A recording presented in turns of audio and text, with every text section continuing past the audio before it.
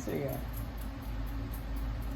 On the other hand, physical communities were really primary when we were all just farming together and there were no televisions and no books.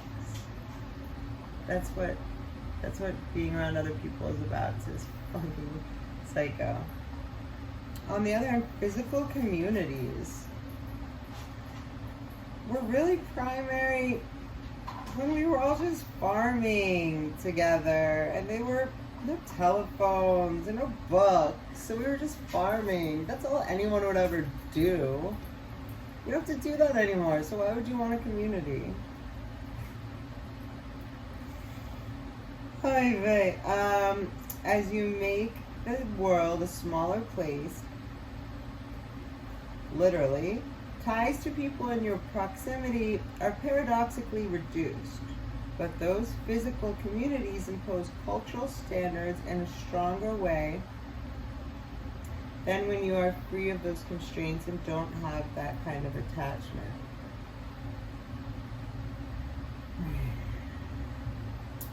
Will online communities ever replace physical communities altogether? That's the question. It's nonsense to say that people are just going to sit at home and use their computers. So I'm going to have to make them.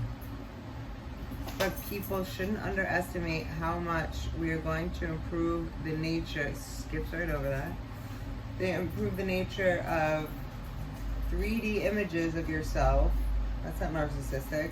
That will enable you to sit and converse with people or yourself. That's what he's been doing for 10 years, 20 years, just been talking to himself in an image. Oh, right. Yeah, that makes sense. Yes, go for it. People will love this. And they will love you. In fact, technology increases our efficiency. We will have extra time to engage in leisure activities with one another. So now he's giving leisure activities any sort of value, when before it was just because we were farming. So whatever way you need him to be, that's the way he's gonna be. I just like how John F. Kennedy doesn't mess around. He gets straight to it. This guy can't escape it. He contradicts himself within 2 questions. Let's take shopping as an example. Sometimes shopping is purely utilitarian. I need to get soap. Yeah, like you ever shower. So I get on the internet, type soap, and the soap gets delivered. But sometimes shopping is an experience. This is like a psychopath. Like, I've seen humans enjoy shopping, so, but sometimes shopping is an experience with a bunch of people. Who goes shopping with a bunch of people? Shopping's always slightly utilitarian, but so is life. You make it fun, you treat. When you want to window shop and all that, in no way does the computer mean you're not going to make that choice. Well, guess what, Billy Bill? You don't factor in so many things that will push somebody to make that choice, like the dumbing down over this period of time of just even, and lack of motivation or even reason to be incentivized by anything, even a little bit more than minimum wage for a Rite Aid check person, or like a person working in like Gap.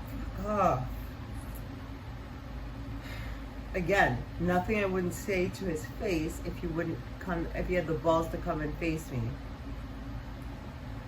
But I don't even think he has balls. Do you think that people who are disposed to experiment with technology have a kind of distinct political orientation or identity? Well, there are a lot of people involved with technology who are very optimistic about what technology will provide. They tend to think there's got to be a way of structuring incentives so as to greatly reduce government involvement. You just, like, at first you went vague, that's super specific. He's just saying words and literally thinks everyone's so stupid. You will probably find a lot more libertarians in technology sector than anywhere else.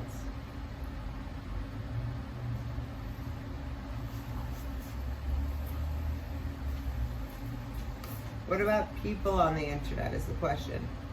The internet has grown enough now that you find people of all political stripes out there.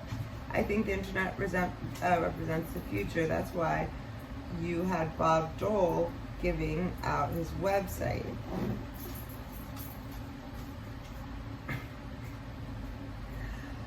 Hey, baby.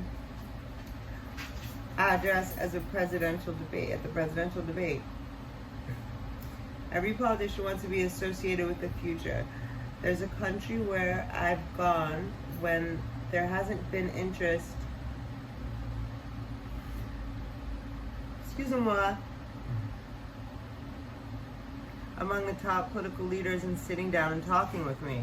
Yeah, because they probably had a half a fucking brain and maybe a heartbeat.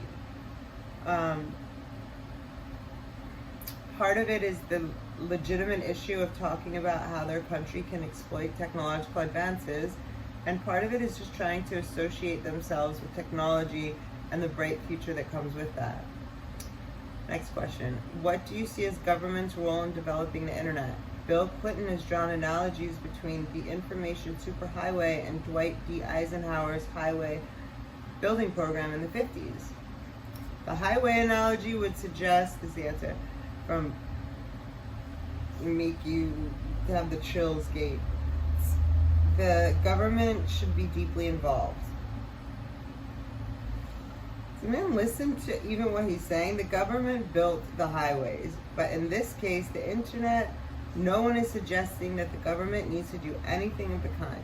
Whenever you have something new like this, it's best for the government, because it's best for the government to sort of sit back and see how I want to do things. Stay out of my way. And I pay them to do that.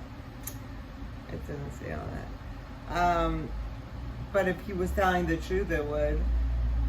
Whenever you have something new like this, it's best for the government to sort of sit back and see how it develops. And where the problems, fine, the government can step in. Where there are problems, fine, the government can step in. Where I don't want to clean up shit, they can come in on tax dollars. For example, some people said, let's have the government come in and set standards for the internet so all these systems that are formatted differently will work together. Thank goodness the government didn't choose to do that, because the de facto standards that have evolved are working super, super well. I'm going to look into that one. So to date, the government's role is setting standards has been quite modest. Setting standards for not monitoring your pedophile ass? To be continued.